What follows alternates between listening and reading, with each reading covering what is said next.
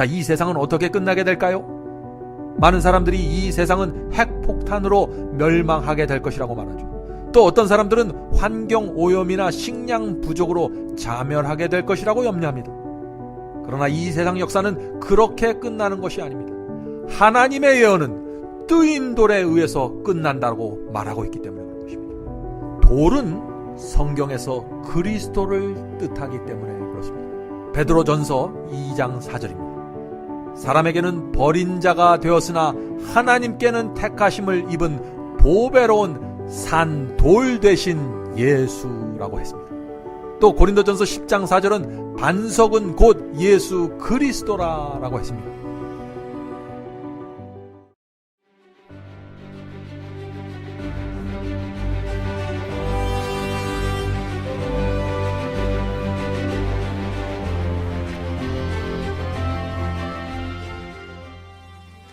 안녕하십니까? 마지막 사명 바이블 칼리지의 강사 앤드류 강입니다. 오늘도 예언을 통해서 살아계신 하나님을 만나게 되시기를 간절히 바랍니다. 이제 기도하고 시작하겠습니다. 하늘에 계신 아버지, 오늘도 하늘에서 내려오는 생명의 양식을 먹기 원합니다. 저희를 도와주시옵소서. 하나님의 말씀을 통해서 저희의 눈이 떠지고 생각과 사상이 달라질 수 있도록 축복해 주시옵소서. 오늘 살펴볼 하나님의 예언을 통해서 세상 역사를 끌고 가시는 하나님을 만날 수 있도록 도와주시옵소서. 다니엘의 예언을 공부하면서 다니엘과 같은 신앙과 마음을 갖도록 역사해 주시옵소서. 이 시간에도 저희를 찾아오셔서 가르쳐 주시고 지도하여 주시기를 예수 그리스도의 이름으로 간절히 기도드립니다. 아멘. 우리는 지난 시간부터 다니엘서에 나오는 첫 번째 예언을 살펴보고 있습니다. 이 첫 번째 예언은 다니엘서 7장과 8장에서 다시 반복되기 때문에 이번에 잘 이해하는 것이 중요합니다. 하나님께서 느부갓네살 왕에게 특별한 꿈을 주었습니다.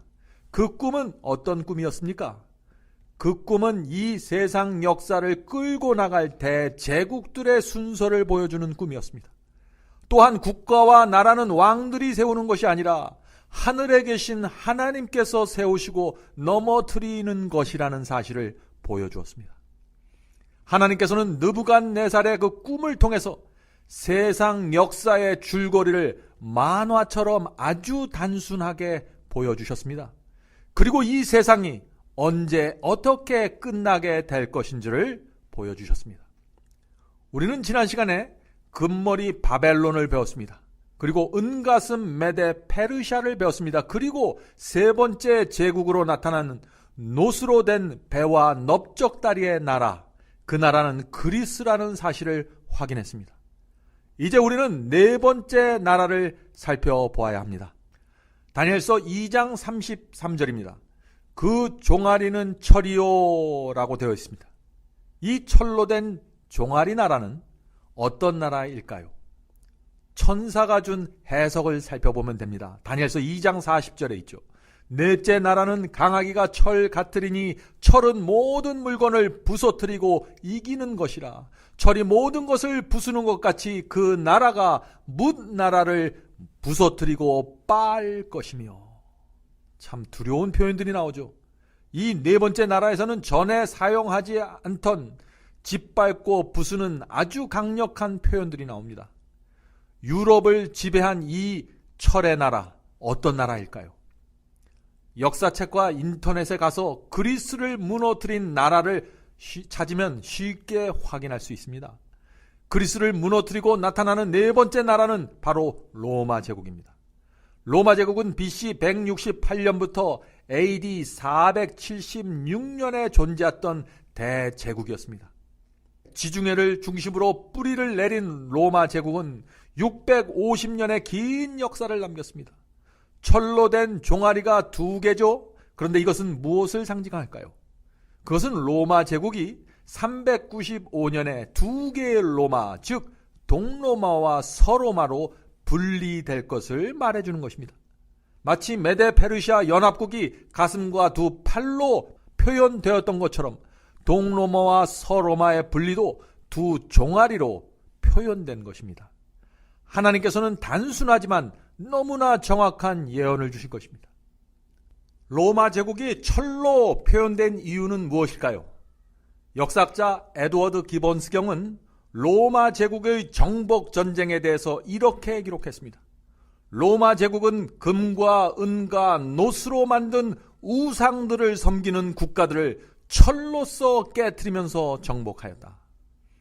로마 제국은 철로 만든 무기로 세상을 정복했습니다. 청동 무기로 제국을 일으킨 그리스를 노스로 상징했던 것처럼 하나님께서는 철 무기로 유럽을 정복한 로마 제국을 철로 된 종아리로 표현하신 것입니다. 얼마나 놀라운 하나님의 표현력이십니까?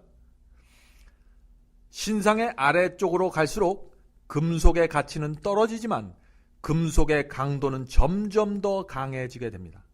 지난 시간에 우리가 금속의 강도는 하나님의 교회를 공격하는 사탄의 공격의 그 강도를 나타낸다고 배웠습니다.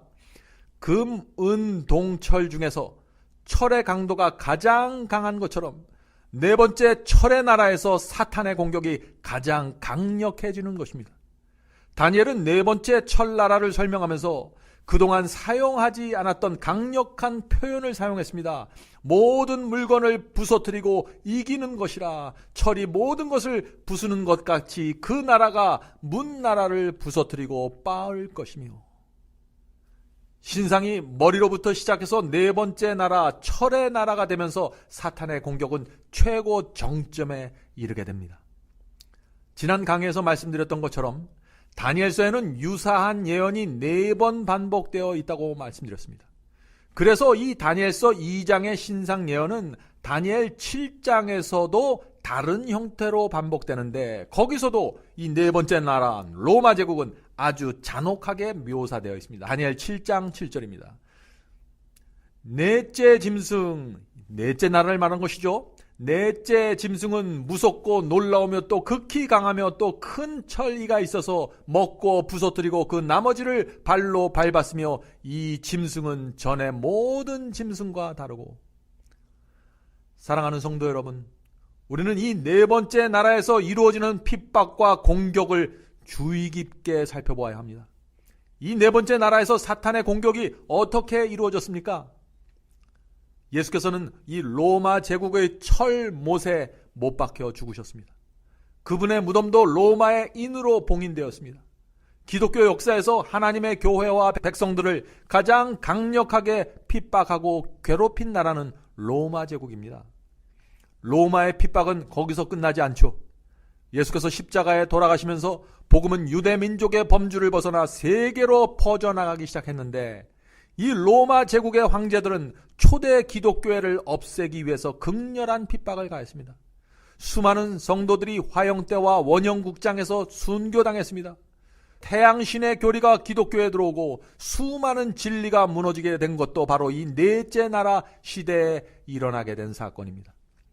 중세기 종교 암흑시대 동안 기독교 신앙과 복음의 가장 깊은 상처를 받게 된 것입니다. 정말 넷째 나라에서는 철같이 강력한 사탄의 공격이 있었던 것입니다. 마지막 시대를 살아가는 성도들은 이 네 번째 나라를 주의 깊이 살펴보아야 합니다. 왜냐하면 신상 그 종아리에 있는 철이 발끝까지 이어지기 때문입니다. 다니엘 2장 33절입니다. 그 발은 얼마는 철이요 얼마는 진흙이었나이다. 종아리의 철이 발까지 이어진다는 것이 무슨 뜻일까요? 로마 제국 시대의 최고조에 달했던 그 핍박의 정신이 마지막 시대까지 계속해서 연결된다는 뜻입니다. 다시 말해서 이 네 번째 나라에서 나타났던 그 핍박의 세력이 마지막 10발가락 시대까지 이어지고 예수께서 재림하실 때까지 계속된다는 사실을 보여주는 것입니다. 그럼 이 네 번째 나라에서 나타나게 되는 이 핍박의 세력은 누구일까요? 이 문제는 다니엘서 7장에서 우리가 적그리스도를 연구할 때 자세히 살펴보게 될 것입니다. 철로 된 종아리에 이어서 나타나는 발나라. 어떤 나라일까요? 느부갓네살 왕이 꿈에서 본 그 신상의 머리부터 종아리까지 한 나라를 멸망시키면서 다른 나라가 올라왔습니다.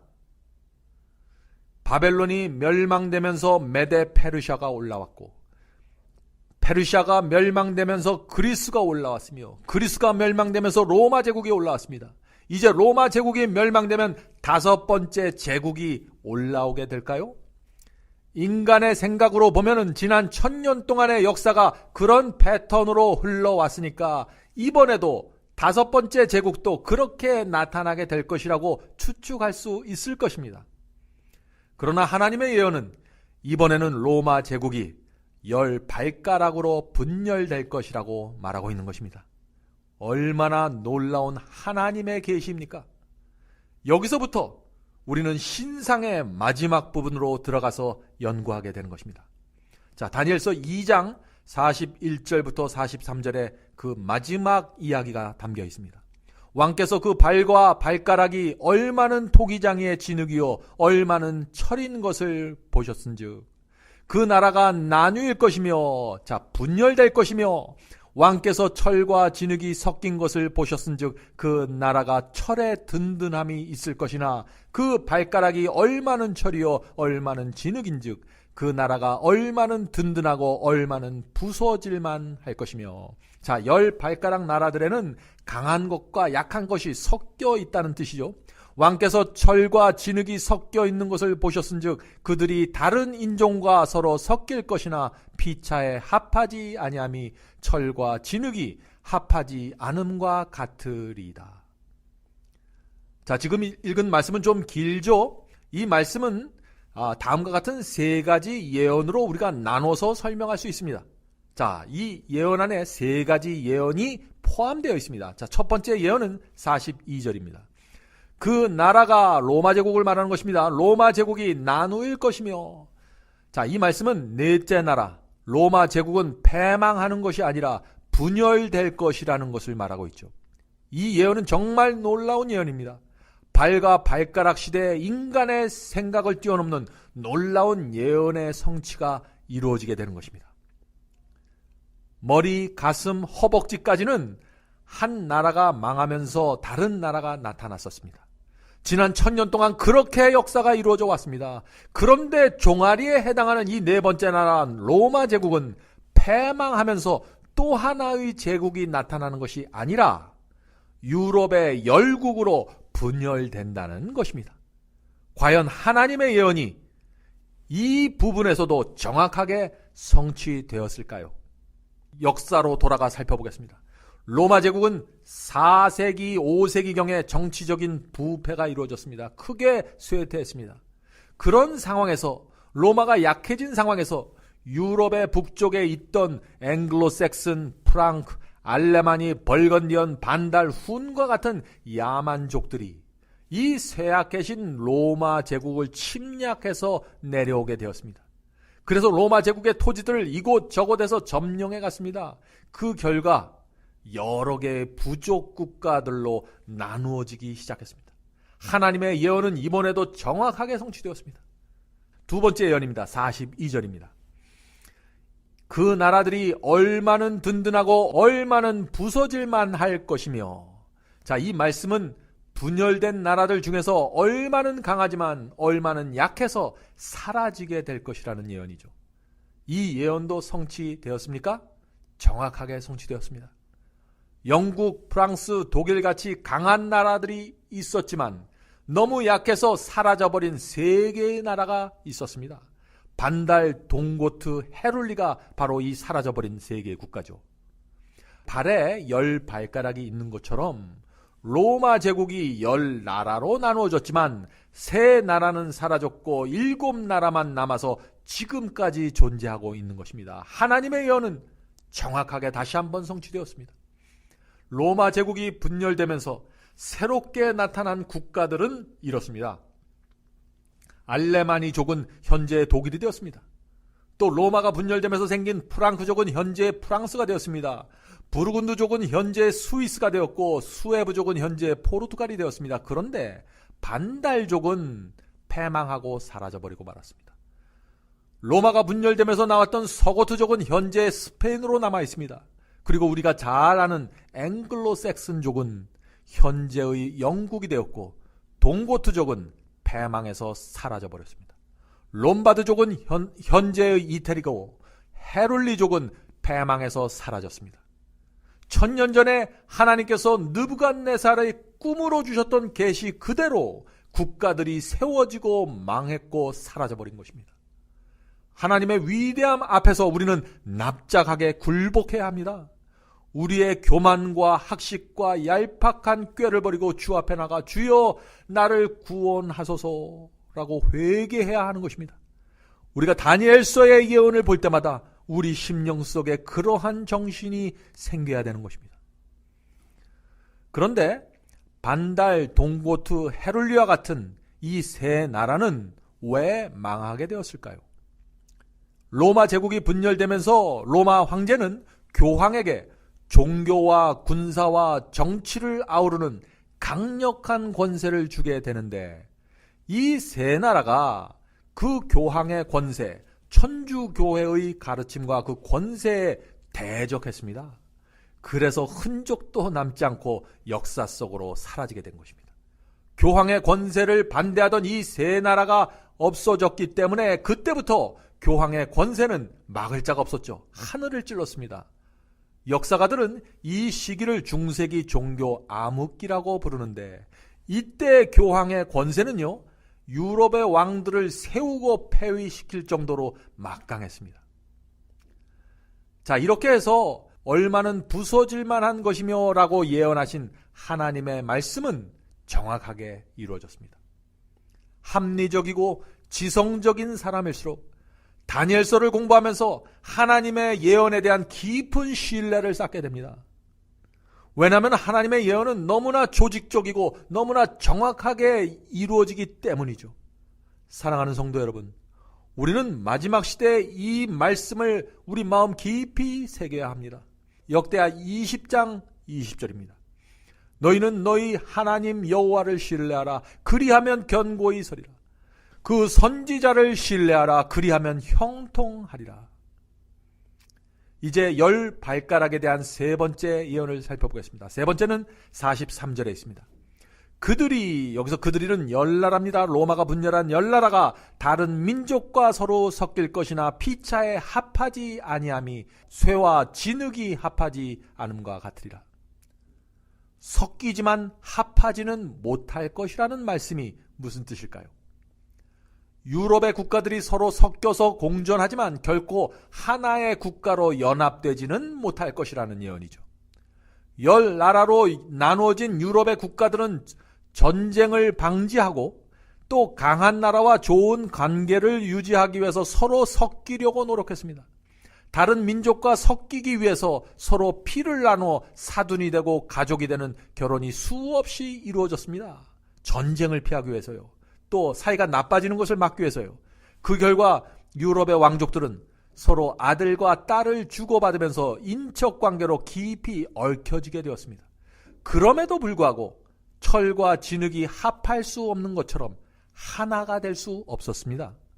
중세기 때부터 지금까지 10나라로 분열된 그 상태 그대로 살아가고 있는 것입니다. 왜 이렇게 될까요? 인간이 아무리 노력한다고 할지라도 하나님의 예언은 거스릴 수 없기 때문이죠. 때때로 유럽의 독재자들이 나타나서 전쟁으로 유럽을 통일하려고 했습니다. 그러나 모두 실패했습니다. 스페인의 찰스 5세가 유럽 통일의 전쟁을 일으켰지만 실패했습니다. 프랑스 루이 14세가 전쟁을 일으켰지만 실패했습니다. 바벨론 시대부터 로마 제국까지 1000년 동안 4개의 대제국이 일어났다가 패망하면서 유럽을 통일하고 호령했는데, 로마 제국이 분열된 이후 그 이후 1500년 동안은 어떤 나라도 유럽을 통일하지 못하고 지금까지 내려오고 있는 것입니다. 놀라운 이야기입니다. 왜 그럴까요? 성경이 유럽은 결코 합쳐지지 않을 것이라고 예언했기 때문입니다. 사랑하는 성도 여러분, 역사는 하나님의 예언대로 움직여진 결과로 생기는 것입니다. 하나님께서 이 세상을 주관하고 움직여 오고 계시다는 사실을 믿으시기 바랍니다. 1800년 초기 나폴레옹은 유럽이 한 언어, 한 헌법으로 통일되어야 한다고 주장했습니다. 그러면서 정복전쟁을 일으켜서 거의 정복할 뻔했습니다. 그런데 1815년 워터루 전쟁에서 갑자기 큰 비가 내려서 나폴레옹 군대의 기동성이 크게 떨어지게 되었고 패배하게 되었습니다. 결국 그 전쟁은 모든 사람들의 예상을 깨고 영국군의 승리로 끝나게 되었습니다. 유럽 통일에 대한 나폴레옹의 의지는 무산되고 말았습니다. 누가 그날 큰 비를 내려서 나폴레옹 군대의 앞길을 막았습니까? 하나님께서 당신의 예언을 이루시기 위해서 그 시간 그 지역에 비를 내리신 것입니다. 전쟁의 패배 이후 나폴레옹은 다음과 같이 유명한 말을 남겼습니다. 전능하신 하나님은 내가 감당하기에 너무나 크신 분이시다. 다시 한번 하나님의 예언이 사람의 계획을 막았던 것입니다. 피차에 합하지 아니함이 쇠와 진흙이 합하지 않음과 같으리라 하는 이 예언이 다시 한번 정확하게 성취된 것입니다. 히틀러도 세계 2차 대전을 일으키면서 이렇게 하나님께 도전했습니다. 우리는 하나님의 도움이 필요 없다. 우리는 하나님 없이 우리의 무기로 이 전쟁을 싸울 것이다. 우리는 하나님의 도움 없이 승리를 거둘 것이다. 얼마나 무모한 얘기입니까? 히틀러의 군대가 연합군을 영국 던커크 해협으로 몰고 가서 거의 물속으로 밀어 넣으려고 하던 그때, 그렇게 좋던 날씨가 갑자기 흐려졌더니 영국 해협의 안개가 짙게 내렸습니다. 그날 밤 연합군들은 무사히 영국으로 피신하게 되었고 결국 연합군이 세계 2차 대전을 승리하게 되었습니다. 하나님께서 안개를 내리셔서 히틀러의 계획을 막으셨던 것입니다. 구소련 역시 유럽을 통합하려고 했었죠. 1940년대, 1950년대 이후 위세가 당당했던 이 소련은 동유럽을 위성국가로 만들었습니다. 그리고 그 이후 수십 년 동안 호시탐탐 서유럽을 노렸습니다. 그러나 어떻게 됐습니까? 1989년 미국과 교황과 바티칸의 그 비밀 동맹으로 순식간에 동유럽의 장벽이 무너지면서 소련도 무너지고 말았습니다. 왜 소련은 서유럽을 차지하지 못했을까요? 성경 예언이 소련을 막았기 때문입니다. 하나님의 예언을 거스리면서 유럽을 통합하려고 했던 모든 나라와 개인은 망했다는 것이 역사가 우리에게 말하고 있는 기록입니다. 사랑하는 성도 여러분, 지금도 여전히 그들이 다른 민족과 서로 섞일 것이나 피차에 합하지 못할 것이라는 예언이 성취되고 있습니다. 하나님께서는 필요할 때마다 비를 내리시고 안개를 뿌리시고 합치려고 하는 자들을 막으심으로 예언을 이루고 계시는 것입니다. 신상 예언의 그 발가락 시대를 연구할 때마다 이런 질문을 제가 받게 되는 것입니다. 유럽 통합이 거의 이루어진 것처럼 보이는데 지금 어떻게 된 것입니까? 유럽이 통일되면 하나님의 예언에 문제가 있는 것이 아닌가요? 라는 질문이죠. 유럽의 국회가 생기고 유로라는 통화가 생기면서 많은 사람들이 유럽 연합을 하나의 국가로 생각하고 있습니다. 그런데 한 가지 분명한 사실은요, 유럽 연합의 정부 형태는 미국과 같이 50개 주가 하나의 헌법 하에 합쳐진 것이 아니라는 것입니다. 유럽 연합은 유럽 28개 국가들의 연합체입니다. 유럽 연합 정부는 23개의 언어를 공용어로 사용하고 있습니다. 또 회원 국가에게 서로 강제로 명령할 수도 없습니다.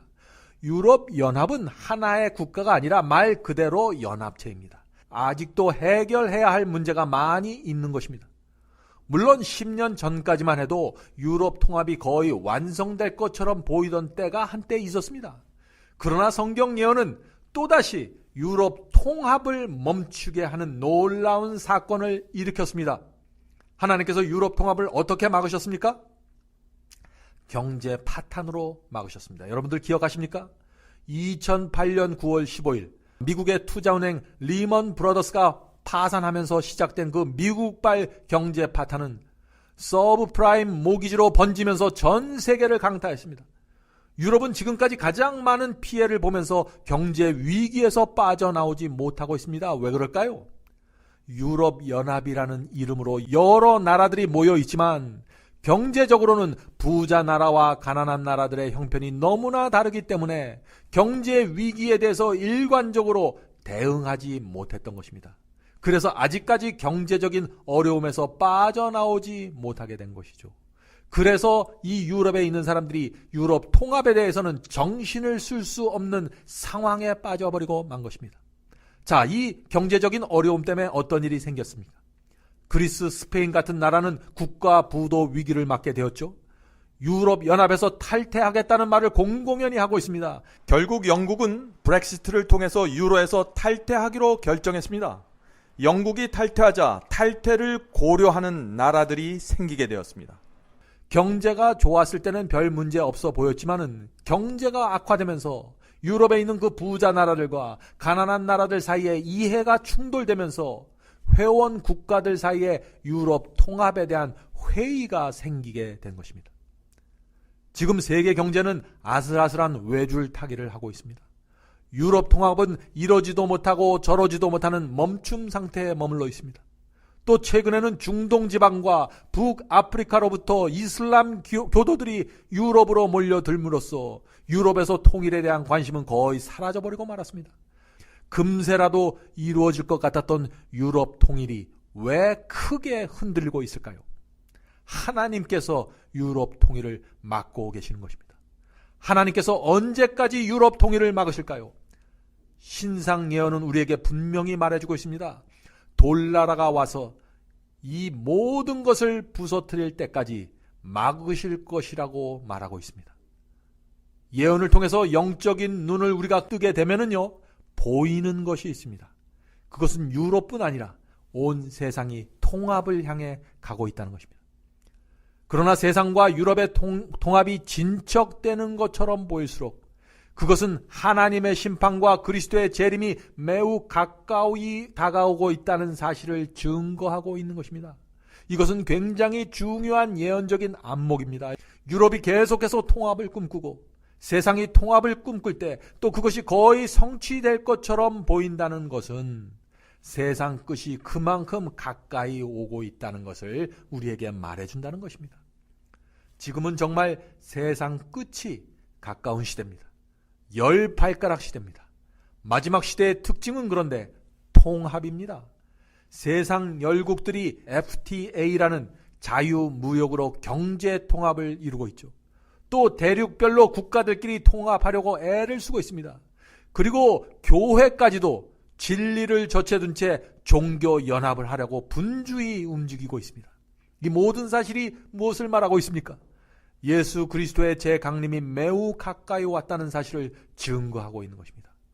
자, 이제 느부갓네살 왕이 꿈을 꾼 그 둘째 장면으로 넘어가도록 하겠습니다. 이 꿈의 첫 번째 장면은 우리가 살펴봤습니다. 신상에 대한 장면입니다. 또 두 번째 꿈의 장면이 있는데 이제부터 그 두 번째 장면을 살펴보겠습니다. 다니엘서 2장 34절과 35절입니다. 또 왕이 보신즉 사람의 손으로 하지 아니하고 뜨인 돌이 신상의 철과 진흙에 발을 쳐서 부서뜨림에 때 철과 진흙과 녹과 은과 금이 다 부서져 여름 타작마당에 겨같이 되어 바람에 불려간 곳이 없었고 우상을 친 돌은 태산을 이루어 온 세상에 가득하였나이다. 자, 이 장면은 어떤 장면이죠? 세상 역사의 끝과 그리스도의 재강림의 모습입니다. 다니엘의 해석을 보면 그 의미를 우리가 분명하게 알 수 있습니다. 다니엘서 2장 44절과 45절입니다. 이 열왕의 때란 열 발가락 시대를 얘기하는 것입니다. 하늘에 하나님이 한 나라를 세우시리니 이것은 영원히 망하지도 아니할 것이요. 자, 이 말이 무슨 뜻인가요? 이제 곧 하늘에 하나님께서 영원히 망하지 않는 나라를 세우실 것이라는 뜻이죠. 그 국권이 다른 백성에게로 돌아가지도 아니할 것이고 도리어 이 모든 나라를 쳐서 멸하고 영원히 살 것이라. 왕이 사람의 손으로 하지 아니하고 산에서 뜨인 돌이 철과 녹과 진흙과 은과 금을 부서뜨린 것을 보신 것은 크신 하나님이 장래일을 왕께 알게 하신 것이라. 이 꿈이 참되고 이 해석이 확실하나이다. 자, 여기에 나오는 뜨인 돌, 언제 임하게 될까요?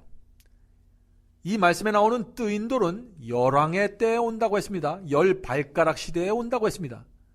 뜨인 돌은 신상의 머리를 치는 것이 아닙니다. 가슴이나 다리를 치는 것도 아니죠. 뜨인 돌은 갑자기 날아와서 신상의 발을 친다고 했습니다. 그래서 모든 국가들을 한순간에 부숴버린다고 했습니다. 다시 말해서 우리가 사는 이 시대, 뜨인 돌이 날아와서 인간이 세운 국가들을 무너뜨리면서 이 세상 역사를 끝내게 된다는 것입니다. 자, 이 세상은 어떻게 끝나게 될까요? 많은 사람들이 이 세상은 핵폭탄으로 멸망하게 될 것이라고 말하죠. 또 어떤 사람들은 환경 오염이나 식량 부족으로 자멸하게 될 것이라고 염려합니다. 그러나 이 세상 역사는 그렇게 끝나는 것이 아닙니다.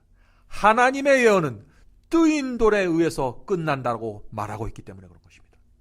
자, 그렇다면 이 뜨인 돌이 무엇인지 우리가 알아야겠죠. 재밌는 것은 오늘날 어떤 사람들은요, 자신이 뜨인 돌이라고 주장합니다. 또 어떤 교주라고 불리는 사람은 자신이 돌나라를 세울 것이라고 주장하죠. 그런데 이 모든 이야기들은 허망한 이야기들입니다. 돌은 성경에서 그리스도를 뜻하기 때문에 그렇습니다.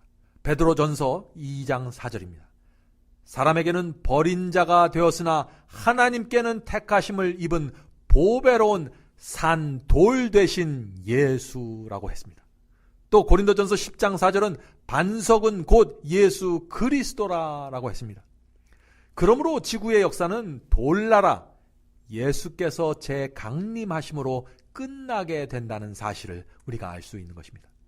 예수께서 뜨인 돌이 되셔서 세상 역사를 끝내실 것이라는 말씀입니다.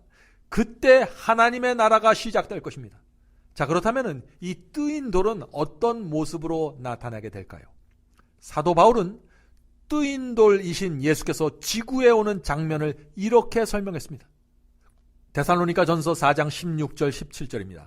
주께서 호령과 천사장의 소리와 하나님의 나팔로 친히 하늘로 쫓아 강림하시리니 그리스도 안에서 죽은 자들이 먼저 일어나고 그 후에 우리 살아남은 자도 저희와 함께 구름 속으로 끌어올려 공중에서 주를 영접하게 하시리니 그리하여 우리가 항상 주와 함께 있으리라.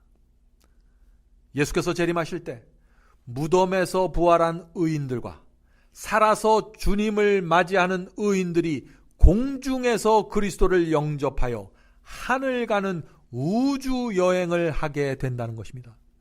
그 순간을 바라보면서 사는 사람들이 바로 그리스도인입니다.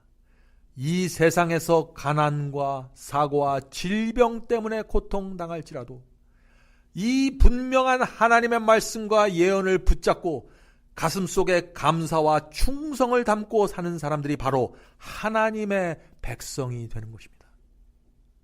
신상 예언을 보면 이제 우리 앞에 남아있는 하나의 예언은 뜨인 돌이신 예수께서 오시는 것입니다. 분명하죠? 이 예언도 정말 성취될까요? 반드시 성취될 것입니다. 우리가 어떻게 알 수 있습니까? 과거에 이루어진 예언이 우리에게 미래를 확신하게 해주기 때문에 그렇습니다. 금머리 예언이 성취되었습니다. 은가슴과 두 팔 예언도 성취되었습니다. 노수로 만든 배와 넓적다리 예언도 정확하게 성취되었습니다. 철로 된 종아리 예언도 정확하게 성취되었습니다. 제국들이 멸망할 때마다 다른 제국이 일어났지만 로마 제국은 철과 진흙으로 된 10발가락처럼 분열될 것이라는 예언도 정확하게 성취되었습니다. 열나라 시대는 철과 진흙처럼 강한 나라와 약한 나라가 섞여 있기 때문에 결코 합쳐지지 못할 것이라는 예언도 정확하게 성취되었습니다. 하나님의 예언대로 유럽은 지난 1500년 동안 결코 합치지 못하고 지금까지 있는 것입니다.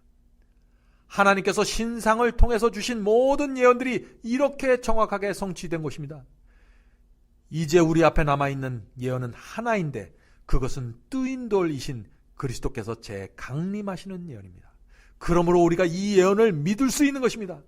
재림에 대한 예언도 정말 정확하게 이루어질 것이라는 사실을 우리가 확신할 수 있는 것입니다. 2600년 동안 이루어진 신상 예언의 성취를 확인한 사람이라면 그리스도의 재림에 대한 예언도 분명한 확신을 가지고 믿을 수밖에 없을 것입니다. 신약 성경은 300번 이상이나 그리스도의 재림에 대해서 말하고 있습니다. 그리스도의 재강림은 성경의 결론입니다. 주의 재림이 없으면 십자가도 부활도 아무런 의미가 없게 되는 것입니다. 여름을 싫어하는 사람에게도 여름이 오고 겨울을 싫어하는 사람에게도 겨울이 오는 것처럼 그리스도의 재림을 믿지 않는 사람들도 기다리지 않는 사람들도 주의 재림을 보게 될 것입니다. 이제 마칠 시간이 되었습니다. 예수께서 오고 계십니다. 그토록 사모하던 그리스도를 우리가 만나게 될 것입니다. 그날을 생각할 때마다 우리 가슴은 신랑을 기다리는 신부처럼 벅차오릅니다. 그날을 생각할 때마다 모든 고생과 환난과 고통을 잊어버리게 됩니다. 하나님께서 우리 모두를 그날까지 지켜주시기를 간절히 기도드립니다. 이제 기도하겠습니다. 하늘에 계신 아버지, 하나님의 예언을 생각할 때마다 저희가 모래처럼 작아 보입니다. 하나님의 위대하심 앞에서 우리는 무한히 작아지게 됩니다. 저희를 겸손케 하여 주시옵소서. 날마다 주 앞에 머리 숙이고 주의 말씀을 듣게 하여 주시옵소서. 저희의 교만과 건방짐을 용서하여 주시옵소서. 하나님의 예언을 아는 백성처럼 이 세상을 살아가게 도와주시옵소서. 이제부터는 하나님만을 바라보며 살아가게 지켜주시옵소서. 예수 그리스도의 이름으로 간절히 기도드립니다. 아멘. 성도 여러분 모두를 바이블 칼리지에 초청합니다. 여러분의 핸드폰에 마지막 사명 앱을 다운 받으시면 누구나 바이블 칼리지를 들으실 수 있습니다. 누구든지 원하는 시간에 오셔서 강의를 들으실 수 있습니다. 물론 무료로 들으실 수 있습니다. 다양한 주제의 강의가 이루어집니다. 기독교 역사와 수많은 교파들이 나누어진 이유와 배경에 대해서 말씀드립니다. 또 천주교와 개신교의 차이점을 살펴봅니다. 로마서, 갈라디아서, 예정론, 7년 환란과 이스라엘 제3성전, 성령을 받는 방법, 참된 방언이란 무엇인가, 참된 거듭남과 중생의 경험, 이런 주제들로 기독교인들이 꼭 알아야 할 문제들을 다루게 됩니다. 성경절 하나하나 찾으면서 설명해 드리기 때문에 새로 신앙을 시작한 분들도 누구나 쉽게 분명하게 이해할 수 있습니다. 제가 최선을 다해 설명해 드립니다. 이번 기회에 여러분의 신앙을 말씀의 반석 위에 세우게 되길 제가 간절히 바랍니다. 그럼 바이블 칼리지에서 여러분을 찾아뵙겠습니다. 감사합니다.